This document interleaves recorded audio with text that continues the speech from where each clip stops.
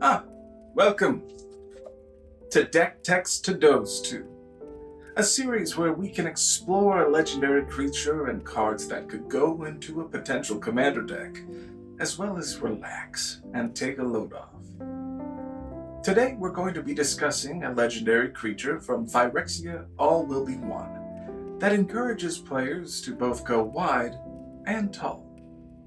That's right. We're going to be talking about Ria Ivor, Bane of Bladehold. There's a few different directions you could take this commander, but here's the way I went.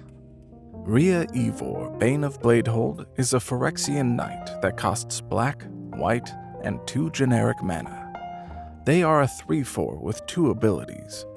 The first one is Battle Cry, which means when they attack, your other attacking creatures get +1/+0 until the end of turn.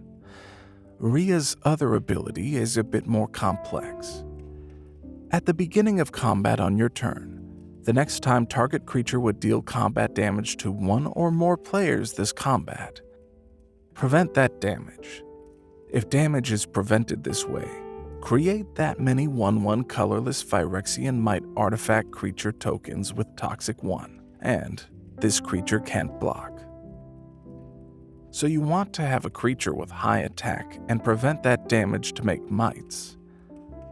It can be a little counterintuitive, but very rewarding. The main themes of the deck are token creation and payoff, increasing the power of attacking creatures, and a small amount of sacrifice. There is also a focus on granting double strike, because the ability stipulates the next time a creature would deal damage is prevented, which means the second damage from double strike would still be applied.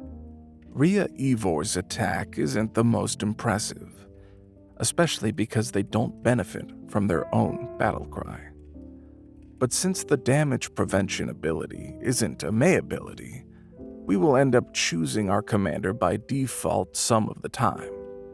And so the first creature we should really consider increasing the power of is Ria Ivor. Some of the buffs are on smaller creatures as well. So if they are well positioned to attack on the turn your commander makes it to the battlefield, all the better. Bastion Protector, Brina the Demagogue, and Knight Exemplar. Other ways to modify attackers are with cards like Cranial Plating, Veil of Assimilation, and Eidolon of Countless Battles. And effects that are better later in the game are Eldrazi Monument, Nettlecyst, Paladin Class, Fallen Ideal, and Shadric's Silverquill. We also have backgrounds to augment Ria Ivor specifically, Agent of the Shadow Thieves, Cultist of the Absolute, and Flaming Fist. Those give protection, additional power, or double strike, which is exactly what we are looking for. Other ways to grant double strike in the deck are cards like Duelist's Heritage, Fire Shrieker, and True Conviction.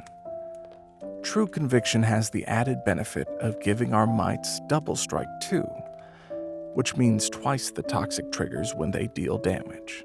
Speaking of the mites, let's talk about how we make use of them. We can attack with them, of course, and have included behind the scenes to give them skulk and help them deal combat damage. We can also use the fact that they are both creatures and artifacts to our advantage. Inspiring Statuary lets us use the mites to improvise non-artifact spells. And we have a few creatures that base their power on either the number of creatures we control or the number of artifacts we control. Creatures like Crusader of Audric, Geist-Honored Monk, Handwear Militia Captain's Backside, Silverwing Squadron, and Bronze Guardian. Bronze Guardian is especially useful because it has double strike as well. The mites can also be sacrificed for a variety of effects. Fanatical Devotion can be used to protect your important creatures by sacrificing the mites. You can draw cards by sacrificing the mites to effects like Skullclamp, Plumb the Forbidden, God Eternal Bantu, and Krav the Unredeemed. They can also be used for interaction by either sacrificing them to cards like Rite of Oblivion, or tapping them to pay for additional options with collective effort. And if you have more tokens than your opponents have creatures, then board wipes like By Invitation Only and Hour of Reckoning can swing the game in your favor.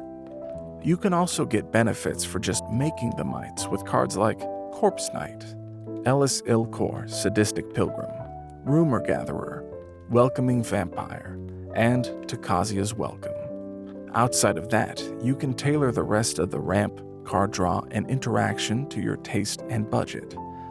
But feel free to take a look at my deck list in the link in the description. The deck really can snowball out of control, especially if you can protect your key pieces.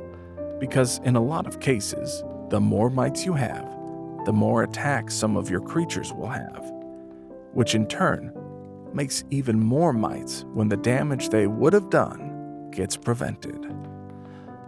Thank you for listening, and I hope you have a pleasant rest.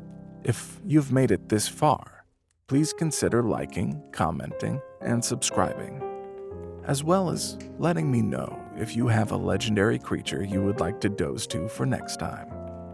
Good night.